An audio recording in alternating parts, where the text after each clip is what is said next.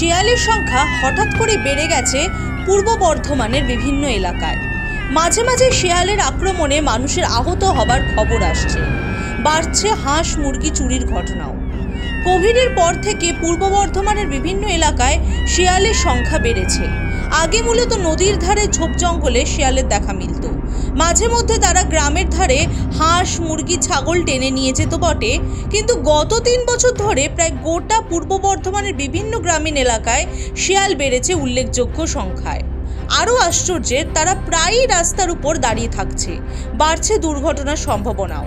পূর্ব বর্ধমানের রায়না, খণ্ডঘোষ, বর্ধমান সদর 1, সদর 2, গলসি, জামালপুর, মন্তেশ্বর, বড়শুল, পাল্লা রোড, নাদরা ছাড়াও কালনা, কাটোয়ার বিভিন্ন এলাকায় শিয়ালের উপদ্রব ক্রমেই বাড়ছে। খুবই শিয়াল বেরোচ্ছে। এই করোনা হওয়ার পর থেকেই প্রচুর শিয়াল বাঁধের ধার থেকে সব চলে এসে এখন এই জমিতে আড়েতে সব লুকিয়ে থাকে, এই বাগানে লুকিয়ে থাকে।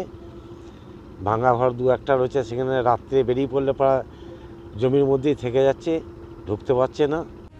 শিয়ালের সংখ্যা বৃদ্ধি পরিবেশের পক্ষে অনুকূল হলেও বসতি এলাকায় বারবার তারা চলে আসায় উদ্বিগ্ন পরিবেশ কর্মীরা। শিয়ালের খাদ্যাভ্যাস পরিবর্তন এর জন্য দায়ী বলে মনে করছেন তারা। শিয়াল খুব সহজেই খাবার আস্তে আস্তে এরকমই ছিল, যেটা হচ্ছে আমরা ছোটবেলায় শুনতাম আখ গাছই একমাত্র শিয়াল খেত গাছের মধ্যে, আর তাছাড়া সমস্ত কিছুই ওরা মেন খাবার সোর্সটাকে কিন্তু প্রোটিন হিসাবে প্রাণীজ প্রোটিনকে ইউজ করতো।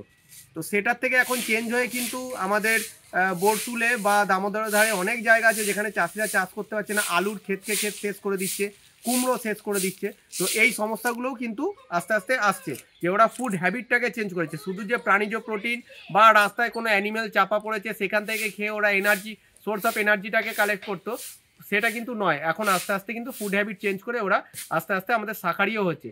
তো সেই জায়গায় সেই হিসাবে খাবারটা প্রচুর পাচ্ছে, তার জন্য খাবার যেহেতু পাচ্ছে বংশবিস্তার ওদের হচ্ছে বেশি। বন আধিকারিকরাও শিয়ালের সংখ্যা বৃদ্ধির কথা জানিয়েছেন।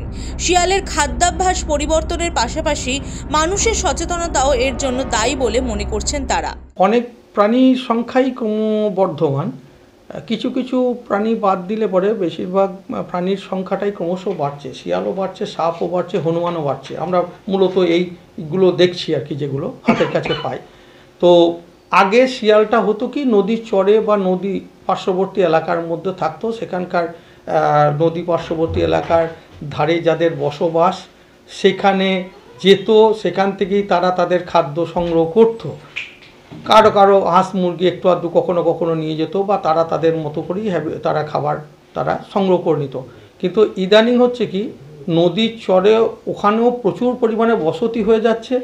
স্বাভাবিকভাবেই তারা কিন্তু চলে আসছে ভিতরের লোকালয়ের দিকে। আর লোকালয়ে এসে তারা বিভিন্ন জায়গাতে মাঠে মাঠে পোলট্রি ফার্ম ইদানিং যেগুলো হয়ে উঠছে, সেই পোলট্রি ফার্মগুলোকে পেয়ে যাওয়ার জন্যে সেখানে তাদের যে বিভিন্ন ধরনের বর্জ্য যে মুরগিগুলো থাকছে ফেলছে, সেইগুলো খাবার তারা পেয়ে যাচ্ছে। অটোমেটিক তারা একটা সেন্ট্রাল জায়গায় তাদেরকে সেন্ট্রালি দেখা যাচ্ছে। যেভাবে শিয়ালের সংখ্যা বাড়ছে তাতে এই নিয়ে কোনো পরিকল্পনা না করা হলে আগামী দিনে মানুষের সাথে তাদের সংঘাত বাড়বে বলে মনে করছে পরিবেশ কর্মীরা। Bureau report, the wall.